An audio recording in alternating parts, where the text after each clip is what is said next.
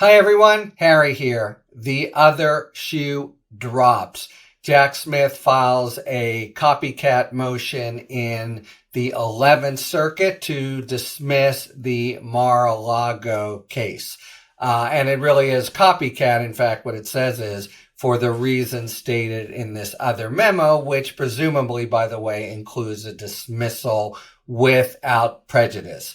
But this is a little tricky for the prospective Trump Department of Justice, and here's why. Remember, Cannon dismissed this case, finding that Special Counsel Jack Smith lacked statutory authority, that the regulations, which said here are 3 different statutes, federal statutes, that we can use to appoint you, and that qualifies with the constitutional command that there must be some approval by Congress. Every court has accepted that, and depending on, well, not really depending on, and the United States versus Nixon Supreme Court by 9-0 stated it in a way that Cannon did backflips to try to cabin as dicta, meaning it doesn't really control the case, but it didn't seem well taken to me that it was dicta.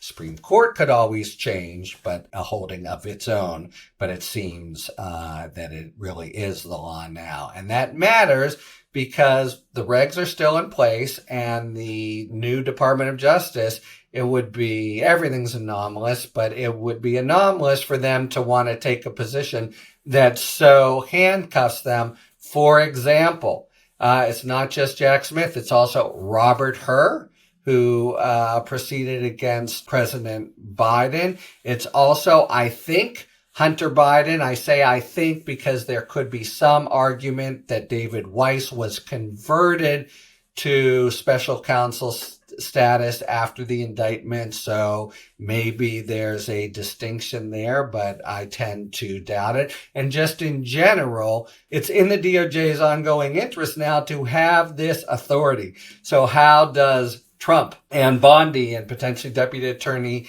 Emile Beauvais handle this stuff? And moreover, if they move to try to dismiss it, it almost feels like, with prejudice, it almost feels like a collusive case, which you're not allowed to bring in the federal courts.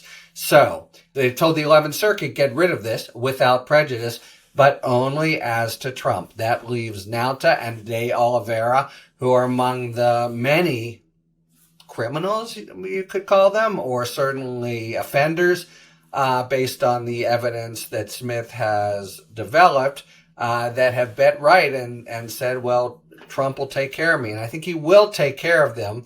But there may be an argument that first they play out this legal issue in the 11th Circuit, which has it now. It's all briefed, etc. And then after it's decided and the law is, returned to its stable position of rejecting Judge Cannon, then and only then Trump issues his pardons of De Oliveira and Nauta. I think we can conclude that they're probably not going to jail.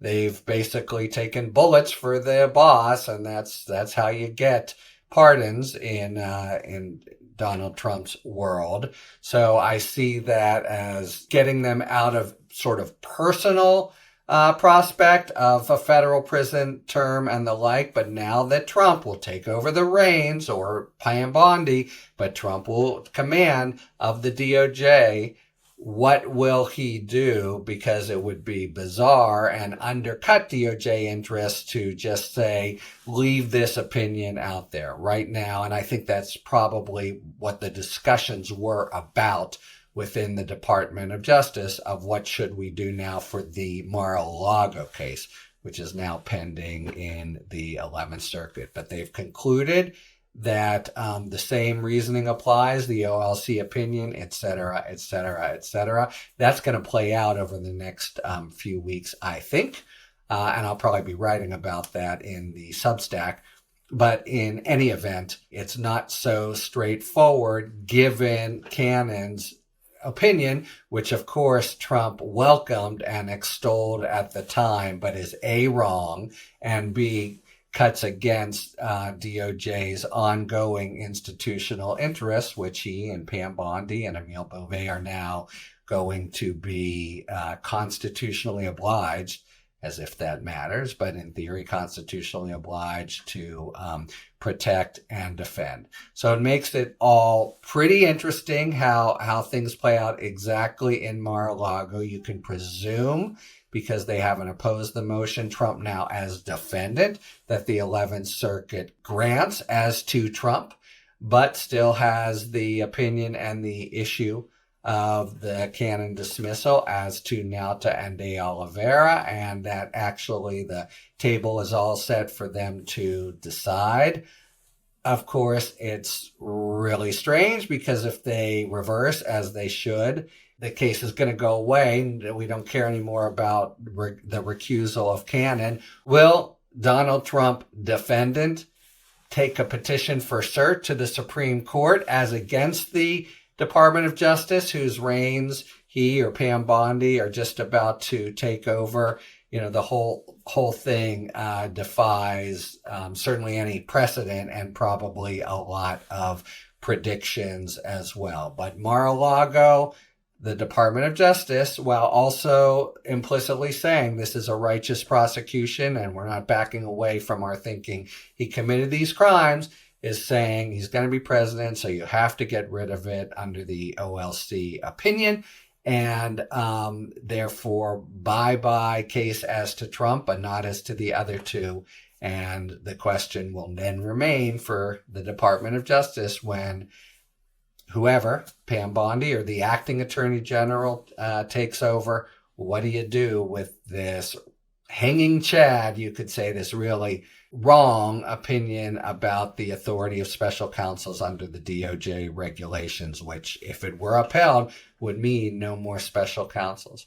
And, you know, there's some reason to think that Trump, while he inveighs against them, would want to use them. Trump might want to pardon Hunter Biden.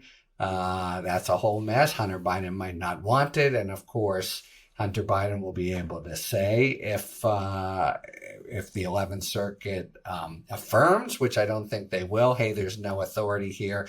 Anyway, this pending legal issue and the fact that Nauta and Oliveira are still in the case make the Mar-a-Lago case itself and the prospective dismissal as to Trump and Trump alone of it a trickier proposition for the DOJ, and one of what you can imagine will be dozens of tests that will pit the institutional interests of the law, the federal government, the DOJ, against the individual caprice of the President-elect of the United States, Donald Trump.